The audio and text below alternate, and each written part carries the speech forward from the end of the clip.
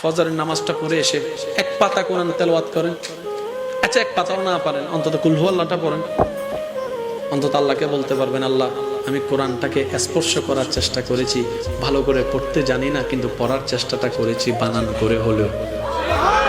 আর মনে রাখবেন, যেই ছাত্র চেষ্টা করে টিচার কখনো তাকে আঘাত করে না, বরং তার উপর আরো খুশি হয় যে আমার ছাত্র না পারলেও অন্তত কি করেছে, চেষ্টা করেছে। আল্লাহ পাক আমাদের সবাইকে চেষ্টাকারী বান্দা বানার তৌফিক দান করুন। আমার কথায় কি কেউ কোনো কষ্ট পাচ্ছেন? তাহলে এবার একটু খেয়াল করেন, জান্নাতে যেতে গেলে সওয়াবের দরকার, জাহান্নামে গুনার দরকার। আমার জীবনে গুনাহ বেশি, আপনারাও স্বীকার করেছেন আপনাদের জীবনে সওয়াবের তুলনায় কি বেশি, গুনাহ বেশি। তাহলে আমাদের টার্গেট তো পূরণ হচ্ছে না কেন? আমাদের জান্নাতে যাওয়ার মতো সওয়াব আমার কাছে নাই।